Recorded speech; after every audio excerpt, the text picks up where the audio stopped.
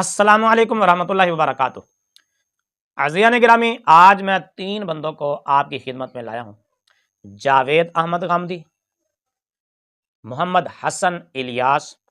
سننے میں یہ آیا کہ یہ حسن الیاس صاحب جاوید احمد غامدی صاحب کے داماد بھی ہیں یا نہیں، اللہ بہتر جانتا ہے۔ بہرحال ہمیں اس چیز کے کھوج لگانے کی ضرورت نہیں ہے، جو بات بتانا چاہتا ہوں ہمیں اس سے سروکار ہے۔ اور ان دونوں کا ہم خیال مرزا جونیئر، ان تینوں بندوں کو آج میں آپ کے سامنے پیش کروں گا۔ آپ دیکھیں گے کہ یہ لوگ کس طرح اسلام مخالف سرگرمیوں میں ملوث ہیں اور کس طرح باریک بینی سے یہ اسلام کے خلاف کام کر رہے ہیں اور کس طرح یہ دین دشمن لوگوں کو تقویت پہنچانے میں مصروف ہیں اور کس طرح یہ سیدھے سادھے بھولے بھالے مسلمانوں کو گمراہ کرتے ہیں اور یہ اسلام پر کس طرح حملے کرتے ہیں۔ آج یہ سن کر دیکھ کر آپ کی آنکھیں کھل جائیں گی کہ اپنے آپ کو مذہبی سکالر کہلانے والے کس طرح جھوٹ بولتے ہیں، کس طرح خیانت کرتے ہیں، کس طرح کتابوں میں تحریف کرتے ہیں۔ یہ تینوں کہتے ہیں کہ فقہ حنفی میں گستاخ رسول کی سرے سے سزا ہی نہیں ہے۔ تینوں کا موقف پہلے سن لیں، پھر انشاءاللہ میں آپ کو آگے بتاؤں گا فقہ حنفی کی کتابوں سے کہ کیا واقعی گستاخ رسول کی سزا قتل نہیں ہے یا اس کی کوئی سزا ہی نہیں ہے۔ 295 جو پاکستان میں اس وقت نافذ ہے قانون، جو پاکستان کی اسمبلی سے باقاعدہ منظور شدہ ہے، کیا وہ اسلام کے خلاف ہے، فقہ حنفی کے خلاف ہے؟ کیا فقہ حنفی اس کو تسلیم نہیں کرتی یا ان لوگوں نے جان بوجھ کر جھوٹ بولا ہے؟ پہلے ان کا موقف سن لیں، پھر آگے انشاءاللہ میں آپ کو تفصیل سے دکھاتا ہوں۔ توہین رسالت کے قانون کو آپ دیکھیں، اس وقت تمام جتنے جید علماء ہیں اکیلے میں ملیں ان سے، وہ مانتے ہیں کہ یہ حنفی فقہ کے بھی خلاف ہے۔ بلکہ اب تو کہہ رہے ہیں ابن تیمیہ کی جو رائے تھی اس میں بھی بعض چیزیں ہیں جس پر عمل نہیں ہوا، جس کے اس پر بھی عمل نہیں ہوا۔ یعنی یہ قانون یہ نہیں ہے کہ یہ میری یا آپ کی تعبیر کے خلاف ہے، یہ حنفی فقہ کے بھی خلاف ہے اور بالکل بے بنیاد قانون بنایا گیا ہے۔ لیکن حوصلہ نہیں ہوتا تنقید کرنے کا، میں ہی کر رہا ہوں نا برسوں سے۔ کیوں نہیں ہوتا؟ اس لیے کہ ہم نے لوگوں کی تربیت یہ کر دی ہے کہ وہ جذباتی طریقے سے باتیں سنتے ہیں۔ اللہ کے پیغمبر کے نام پر اور ان کی حرمت کے نام پر خود ان کی ہدایات کے خلاف قانون بنا دیا گیا اور نافذ ہے ملک میں۔ اس کے نتائج اب دیکھیے۔ جی، یہ جاوید احمد غامدی ہیں جو کہتے ہیں کہ 295 کا جو قانون ہے، یعنی توہین رسالت کا جو قانون ہے، یہ بالکل ہی بے بنیاد ہے، اور کہتے ہیں اگر تنہائی میں آپ فقہ احناف سے پوچھیں نا، وہ بھی کہیں گے کہ یہ فقہ حنفی کے خلاف ہے۔ غامدی صاحب، آپ تنہائی میں فقہ احناف سے کیوں پوچھیں؟ اب علل اعلان کھلم کھلا پوچھیں، میدان لگائیں، پھر کسی عالم کو، حنفی عالم کو، فقیہ کو بلائیں یا آپ ان کے سامنے حاضر ہوں، تو دودھ کا دودھ پانی کا پانی ہو جائے گا۔ دوسرے کا موقف سن لیں۔ امت کی علمی تاریخ سے نکال کے بتایا ہے کہ جو قانون اس وقت موجود ہے پاکستان میں توہین مذہب کا، وہ ہماری حنفی فقہ کے بھی خلاف ہے۔ یہ اتنی کلیئرٹی کی بات ہے۔ آج ایک نوجوان جو میری بات سن رہا ہے، گوگل کرے، جائے فقہ حنفی کی اردو میں کتابیں موجود ہیں، اس کے اندر لکھا ہوا ہے توبہ کرے گا، بتائے گا۔ ہمارے فقہاء اس پہ بحث کرتے ہیں، کوئی کفر کا کلمہ مجھ سے کہہ رہا ہے نا، تو وہ کہتے ہیں یہ جہالت پر مبنی کہہ رہا ہے، اقرا پر زبردستی اس سے کوئی کہلوا رہا ہے، اس کو علم نہیں تھا۔ یوں نہیں کرتے کہ منہ سے بات نکلی اور اس کے اوپر آ کے آپ نے تکفیر کر دی۔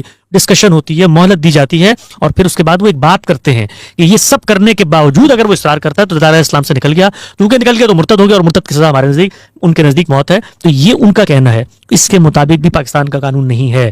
یہ بظاہر بڑا چھوٹی سی بات ہے قانون، لیکن ہم نے اس سے دنیا کو ایک میسج دیا ہے، لوگوں کو ایک میسج دیا ہے۔ جب اسٹیٹ یہ کام کرتی ہے نا تکفیر کرنے کی، اس کے بعد مولوی بھی یہ کام کرتا ہے، اس کے بعد چھوٹے چھوٹے اختلافات پر لوگ بھی یہ کام کرتے ہیں۔ تو اس کو ریورس ہونے کی ضرورت ہے۔ یہ ریورس ہوگا تو ہمارا ملک آگے بڑھے گا۔ یہ حسن الیاس صاحب تھے جو سننے میں آیا کہ یہ غامدی صاحب کے داماد ہیں۔ انہوں نے بھی اپنا موقف دیا، فقہ حنفی پر تبصرہ کیا۔ میں آپ کو بتاؤں گا کہ کس طرح فقہ حنفی سے بالکل ناواقف لوگ ہیں۔ انہوں نے فقہ حنفی کو پڑھا کہاں ہے؟ اگر پڑھا ہے تو سمجھا نہیں، اگر سمجھا تو پھر انہوں نے خیانت کی اور جھوٹ بول رہے ہیں۔ تیسرے کا موقف سن لیں جو ان کا ہم خیال ہے اور جو غامدی کو اپنا استاد بھی مانتا ہے، اس کا موقف سنیں۔ اور تو اور وہابیوں نے مان لیا، اہل حدیث نے، حالانکہ اہل حدیث جو ہے وہ سب سے بڑے اس حوالے سے فتنہ پرور ہیں۔ ہاں، یہ سارا فتنہ دنیا میں آپ کو جو نظر آ رہا ہے نا کہ گستاخی کے نام کے اوپر قتل کر دو اور توبہ بھی قبول نہیں ہے، یہ فتنہ اس ماڈرن ورلڈ میں ایک بندے نے اٹھایا ہے اور وہ ابن تیمیہ ہے، المتوفی 728 ہجری۔ اس سے پہلے اس طرح نہیں ہوتا تھا۔ خود حنفی مانتے ہیں کہ فقہ حنفی میں بھی کوئی سزا نہیں ہے گستاخ رسول کی، سوائے اس کے کہ اسے توبہ پر آمادہ کیا جائے گا۔ وہ اجتہاداً سزا قتل مرتد والی نکالتے ہیں، اور نان مسلم کے لیے تو فقہ حنفی میں سزا ہے ہی نہیں. وہ کہتے ہیں نان مسلم تو ہے ہی سارے گستاخ رسول ہیں. ظاہر ہے کہ اللہ تعالیٰ قرآن میں اجازت دے رہا ہے کہ آپ یہود و نصارہ کی عورتوں سے شادی کر سکتے ہو، اور یہود و نصارہ کی عورتیں تو ہمارے نبی کو نبی نہیں مانتی، بلکہ وہ تو جھوٹا سمجھتی ہیں، نعوذ باللہ. تو نان مسلم کے اوپر گستاخی کا فتویٰ کیسے لگے گا؟ جی عزیزان گرامی، آپ نے تینوں کا موقف سن لیا. یہ تینوں عرصہ دراز سے دین اسلام مخالف سرگرمیوں میں ملوث ہیں، مسلمانوں کو گمراہ کرنے کے در پہ ہیں. انشاءاللہ میں ان کا پردہ چاک کروں گا آج کہ کس طرح یہ جھوٹ بولتے ہیں. پہلے اب ہم دیکھتے ہیں کہ فقہ حنفی کیا کہتی ہے اس بارے میں کہ گستاخ رسول کی سزا ہے یا نہیں. 295C فقہ حنفی کے مطابق ہے یا فقہ حنفی کے مخالف ہے. یہ میرے ہاتھ میں کتاب ہے، حاشیہ ابن عابدین، فتاوی شامی کے نام سے مشہور ہے. یہ 3 کتابوں کا مجموعہ ہے. تنویر الابصار یہ متن ہے، پھر اس کی شرح ہے در مختار، پھر اس کی شرح ہے رد المختار. یہ تینوں کتابوں کا مجموعہ ہے. فقہ حنفی کا انسائکلوپیڈیا بھی اس کو کہا جاتا ہے. کتابیں اور بھی بہت ساری دکھائی جا سکتی ہیں. اور جو دوسرے موصوف ہیں نا حسن الیاس صاحب، انہوں نے یہ بھی کہا کہ اردو کی کتابیں دیکھ لیں. میں انشاءاللہ اردو کی کتابیں بھی آپ کو دکھاؤں گا. صبر، تھوڑا سا صبر. یہ جلد نمبر 6 ہے، صفحہ نمبر 356 ہے، کتاب الجہاد ہے. یہ فرماتے ہیں وَكُلُّ مُسْلِمٍ ارْتَدَّ فَتَوْبَتُهُ مَقْبُولَةٌ إِلَّا جَمَاعَةٌ. ہر مسلمان جو معاذ اللہ مرتد ہو جائے. ان بیچاروں کو یہ بھی نہیں پتا کہ فقہ حنفی نے مرتد کی کتنی قسمیں بتائی ہیں اور کس قسم کا کون سا حکم ہے.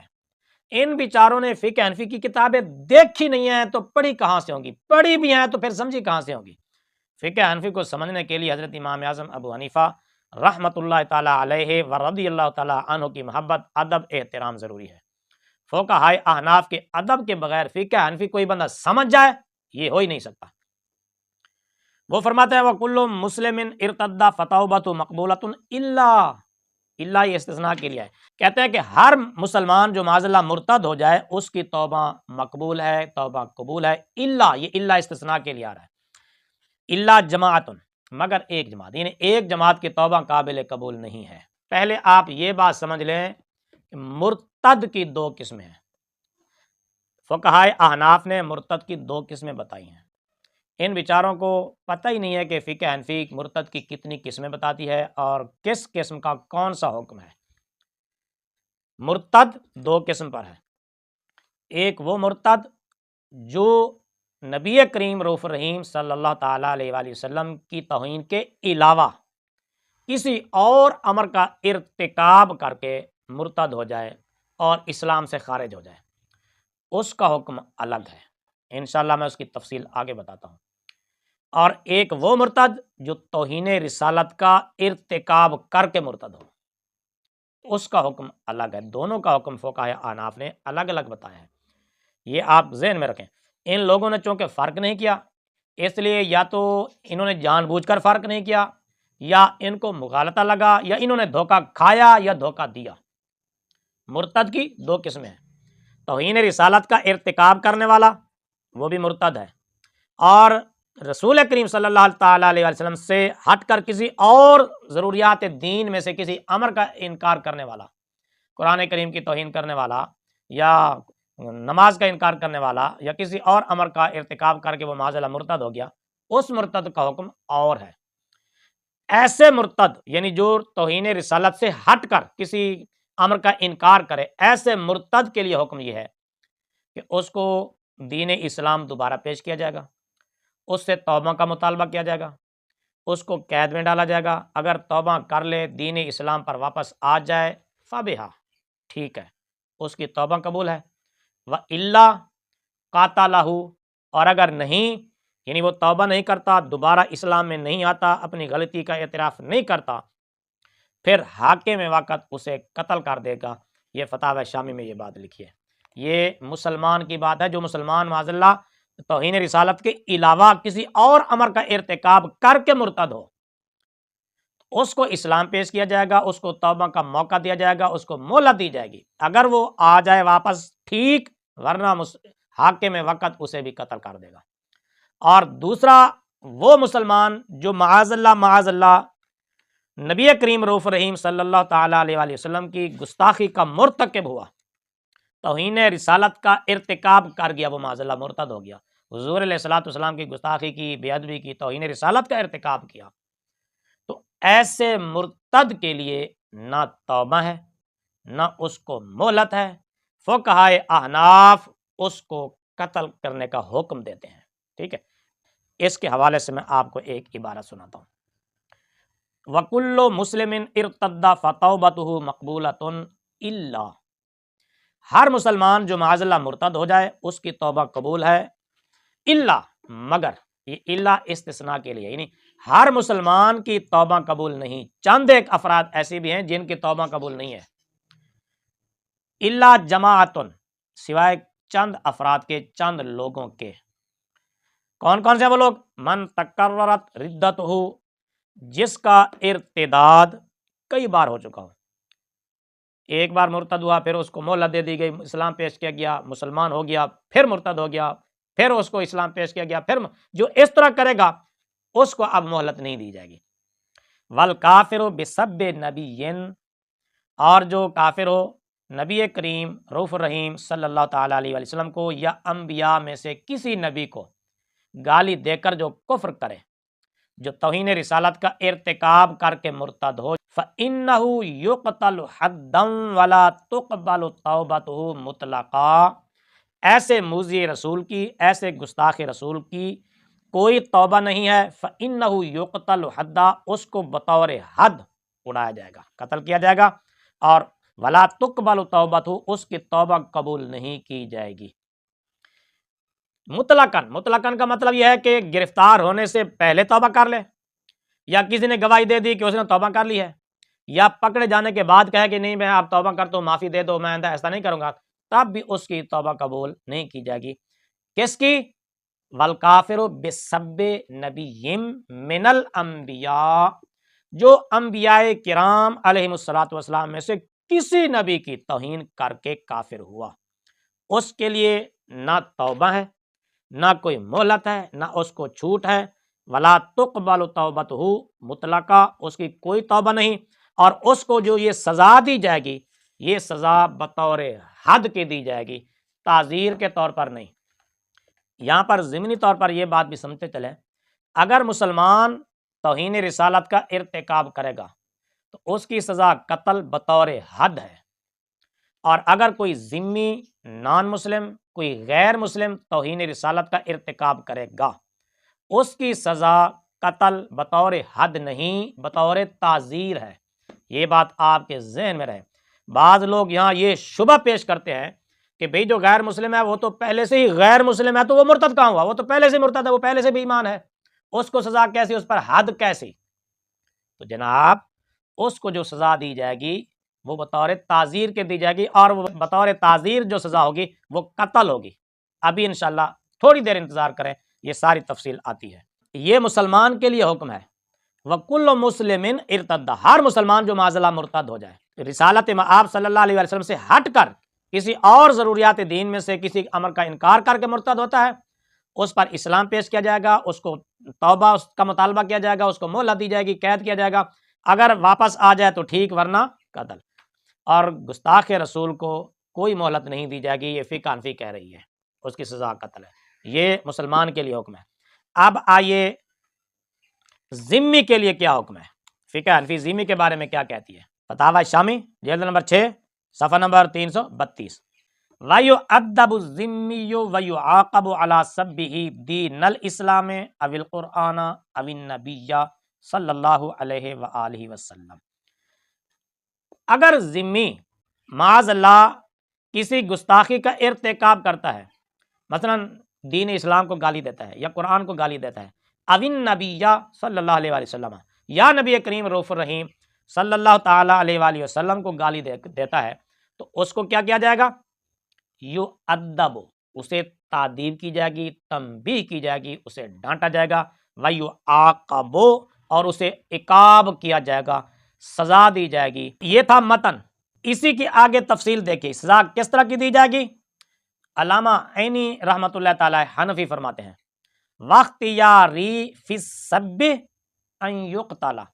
علامہ بدر الدین عینی علیہ الرحمہ فرماتے ہیں کہ میرا مختار قول یہ ہے، یعنی مجھے یہ بات پسند ہے، فقہ حنفی والے کہہ رہے ہیں، احناف فقہائے احناف علماء کہتے ہیں کہ میرا مختار قول یہ ہے، میرے نزدیک یہ بات پسند ہے مجھے، گالی دینے میں یعنی رسول کریم صلی اللہ تعالیٰ علیہ وسلم کی توہین کرنے میں، ان یقتل، اسے اڑا دیا جائے، اسے قتل کیا جائے، اس کو نہ چھوڑا جائے، ان یقتل، قتل کیا جائے۔ یہ فقہائے احناف کہہ رہے ہیں، کہتے ہیں باقی معاملے میں جو مرضی ہو، دین اسلام کو اگر وہ معاذ اللہ برا بھلا کہتا ہے، قرآن پاک کو برا بھلا کہتا ہے، یعاقب و یعذب، اسے تعذیب کی جائے گی، اسے عقاب کیا جائے گا۔ علامہ عینی فرماتے ہیں میرا مختار قول یہ ہے، میرے نزدیک یہ بات زیادہ بہتر اور مجھے یہ بات پسند ہے کہ ان یقتل، کہ اسے قتل کر دیا جائے۔ نبی کریم رؤوف الرحیم صلی اللہ تعالیٰ علیہ وسلم کی توہین کے ارتکاب کے معاملے میں، فی السب ان یقتل، سب کرنے میں اسے قتل کیا جائے۔ وتابعہ ابن الحمام، ابن حمام نے بھی اسی کی پیروی کی ہے، وہ بھی کہتے ہیں کہ سابی رسول کو، گستاخ رسول کو، توہین رسالت کے ارتکاب کرنے والے ذمی کو قتل کیا جائے، نہ چھوڑا جائے۔ آگے دیکھیے اسی کی شرح علامہ ابن عابدین کیا لکھتے ہیں، ولیکن ھذا اذا اعلن بالسب، یہ اس صورت میں ہے جب وہ یہ گالم گلوچ توہین رسالت کا جو ارتکاب ہے وہ علل اعلان کرے۔ ابن حمام نے بھی اسی کی پیروی کی ہے، حیث قال والذی عندی ان سبہ علیہ الصلوۃ والسلام او نسبت ما لا ينبغي الی اللہ تعالی ان کان مما لا یعتقدونہ کنسبت الولد الی اللہ تعالی وتقدس عن ذلک اذا اظہرہ یقتل بہ وینتقد عہدہ۔ علامہ شامی علیہ رحمہ ابن حمام کے حوالے سے فرماتے ہیں، کہتے ہیں کہ ابن حمام فرماتے ہیں کہ میرے نزدیک بھی یہ بات ہے کہ نبی کریم رؤوف الرحیم صلی اللہ تعالیٰ علیہ وسلم کو معاذ اللہ گالی دینا یا اللہ تبارک و تعالیٰ کی طرف ایسی بات منسوب کرنا، یہ جو ان کے عقائد میں سے نہیں ہے، اور ذمیوں کے عقائد میں سے، مثلا بچے کی نسبت کرنا اللہ تعالیٰ کی طرف، حالانکہ اللہ تعالیٰ اس سے بلند و بالا ہے اور پاک ہے۔ اذا اظہرہ یقتل، جب وہ ذمی یہ بات علل اعلان کرے گا، اس کا اظہار کرے گا، تب اس کو کیا کیا جائے گا؟ یقتل بہ، اس کو قتل کیا جائے گا۔ ذمی جب توہین رسالت کا ارتکاب علل اعلان کرے، کھلم کھلا کرے، مجمع عام میں کرے، مسلمانوں کے سامنے کرے، تو اس کی سزا پھر قتل ہے، یہ فقہ حنفی کہہ رہی ہے۔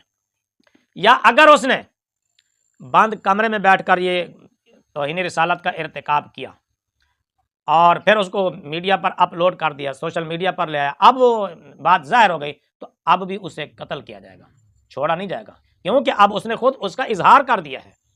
ہاں اگر وہ اظہار نہ کرتا، چھپ چھپا کے جو مرضی کر رہا تھا، ہمیں اس سے کوئی سروکار نہیں، اندر بیٹھ کر، کمرے میں بیٹھ کر، اپنے گرجے میں بیٹھ کر مسلمانوں سے چھپ چھپا کر جو مرضی کرے ذمی لوگ، ان سے ہم تعرض نہیں کریں گے۔ اگر وہ علل اعلان کریں گے تو فقہائے احناف کہہ رہے ہیں کہ ان کی سزا قتل ہے، چونکہ ماتن نے وَيُعَذَّبُ الذِّمِّيُّ وَيُعَاقَبُ عَلَيْهِ کہا تھا، یعنی اس کو تعذیب کی جائے گی، اس کو عقاب کیا جائے گا، سزا دی جائے گی۔ نبی کریم رؤوف الرحیم صلی اللہ تعالیٰ علیہ وسلم یا قرآن پاک یا دین اسلام کو گالی دینے پر۔ اب اسی کی شرح علامہ ابن عابدین حنفی عالم دین فقیہ کی زبانی سنیے، اس کے قلم سے۔ ماتن نے فرمایا تھا نا کہ وَيُعَذَّبُ الذِّمِّيُّ وَيُعَاقَبُ، کہ ذمی کو تعذیب کی جائے گی اور اسے عقاب کیا جائے گا دین اسلام کو، قرآن کو یا نبی پاک صلی اللہ علیہ وسلم کو گالی دینے پر۔ چونکہ ماتن نے سزا کو متعین نہیں کیا، بھئی کون سی سزا دی جائے گی، کوڑے مارے جائیں گے، ملک سے نکالا جائے گا، قید میں ڈالا جائے گا، کیا کیا جائے گا، انہوں نے سزا کو مطلق رکھا تھا۔ اب اس کی شرح دیکھیے علامہ شامی کے قلم سے، فرماتے کہ اطلقہ، ماتن نے یہاں پر سزا کو مطلق رکھا ہے، یعنی متعین نہیں ہے کہ کون سی سزا دی جائے۔ فشمل تأدیبہ وعقابہ بالقتل، اب یہ مطلق سزا جو ماتن نے کہا تھا نا کہ اس کو تعذیب کیا جائے یا اس کو عقاب کیا جائے، کہتا یہ تعذیب کو بھی شامل ہے، عقاب بالقتل کو بھی شامل ہے، یعنی اس کی سزا قتل بھی ہو سکتی ہے، اس کو قتل بھی اگر حاکم وقت اگر مناسب سمجھے، جج مناسب سمجھے، اس میں مصلحت دیکھے، اس میں بہتری دیکھے، تو اس موذی رسول ذمی کو قتل کی سزا بھی دے سکتا ہے توہین رسالت کے ارتکاب پر۔ اذا اعتادہ، جب وہ اس کا بار بار ارتکاب کرے، وَأَعْلَنَ بِهِ، یا اس کا اظہار کرے، علل اعلان اس کا ارتکاب کرے، کما یاتی، جیسا کہ آگے بھی اس کی تفصیل آ رہی ہے۔ کیوں جناب؟ تو ہم تو کہتے ہو کہ فقہ حنفی میں بالکل گستاخ رسول کی سزا ہے ہی نہیں، اور یہ 295 فقہ حنفی کے بھی خلاف ہے۔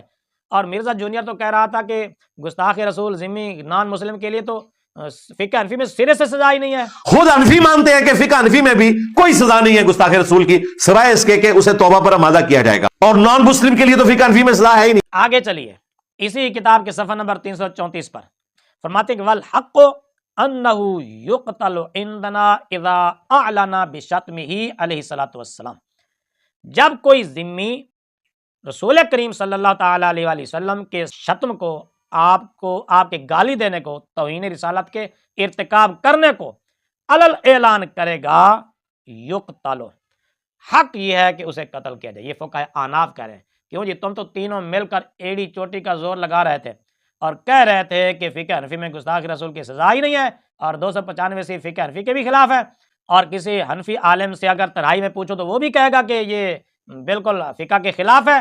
غامدی صاحب، فقہ حنفی تو نے پڑھی کب ہے؟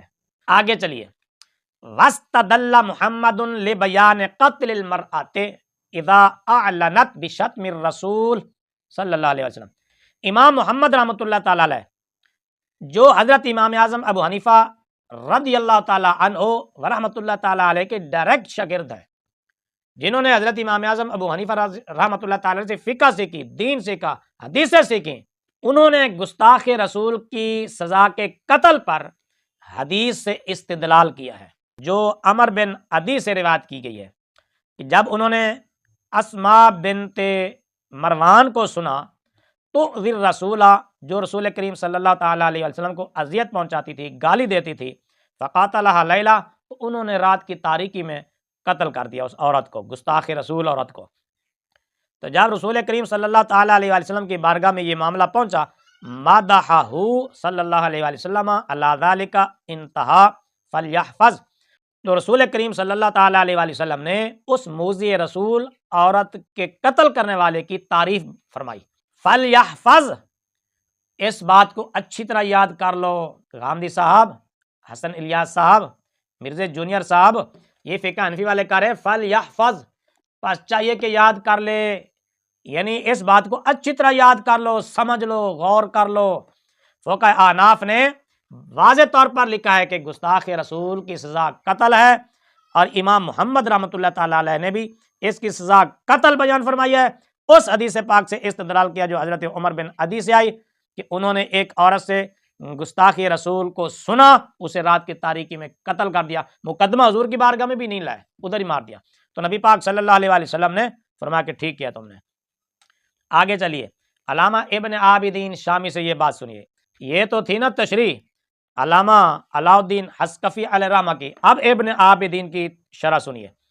وہ فرماتے ہیں بیانہ ان ھذا استدلال من الامام محمد رحمۃ اللہ تعالی علیہ، یہ استدلال امام محمد رحمۃ اللہ تعالی علیہ کی طرف سے ہے، یعنی گستاخ رسول کی سزا قتل ہے۔ امام محمد علیہ رحمہ نے حدیث پاک سے اس بات پر استدلال کیا ہے، علی جواز قتل المرأة اذا اعلنت بالشتم فهو مخصوص من عموم النہی عن قتل النساء من اہل الحرب، اس عورت کے قتل کے جواز پر جب وہ علل اعلان توہین رسالت کا ارتکاب کرے، بس یہ حکم خاص ہے اس نہی سے جس میں اہل حرب کی عورتوں کو قتل کرنے سے منع کیا گیا ہے۔ نبی پاک صلی اللہ علیہ وسلم نے فرمایا کہ اہل حرب کے بچوں کو، بوڑھوں کو، عورتوں کو قتل نہ کرو، یہ حکم اس سے مخصوص ہے۔ ادھر عورتوں کو قتل نہ کرنے کا حکم دیا جنگ میں، لیکن اگر کوئی ذمی عورت توہین رسالت کا ارتکاب کرتی ہے تو یہ حکم اس سے مخصوص ہو گیا، یعنی اس کو قتل کیا جائے گا، اس کو نہیں چھوڑا جائے گا۔ فَيَدُلُّ عَلَى جَوَازِ قَتْلِ الذِّمِّيِّ الْمَنْهِيِّ عَنْ قَتْلِهِ بِعَقْدِ الذِّمَّةِ، بس یہ دلالت کرتا ہے ذمی کے قتل کے جواز پر، جس کو قتل کرنے سے عقد ذمہ کی وجہ سے منع کیا گیا ہے۔ ذمیوں کو قتل کرنا منع ہے، لیکن جب وہ توہین رسالت کا ارتکاب کریں گے تو پھر اس کے قتل کا جواز اس حدیث سے پاک سے نکلتا ہے، جس سے امام محمد رحمۃ اللہ تعالی علیہ نے استدلال کیا ہے۔ وہ حدیث کون سی ہے؟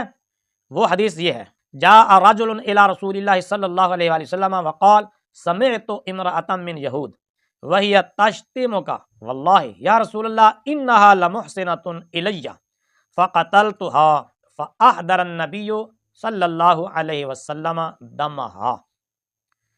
ایک شخص نبی کریم رؤوف رحیم صلی اللہ تعالیٰ علیہ وسلم کی خدمت میں حاضر ہوا، عرض کیا یا رسول اللہ صلی اللہ علیہ وسلم، میں نے ایک یہودی عورت کو سنا، وہ آپ صلی اللہ علیہ وسلم کو برا بھلا کہتی تھی، یا رسول اللہ وہ مجھے بڑی اچھی بھی لگتی ہے، مجھے اس سے محبت بھی ہے اور وہ بڑی خوبصورت بھی ہے، لیکن فقتلتها، میں نے پھر بھی اسے قتل کر دیا ہے، کیونکہ آپ سے متعلق میں اس کی زبان سے غلط بات سننا گوارا نہیں کر سکتا تھا، اس لیے میں نے اس کو قتل کر دیا۔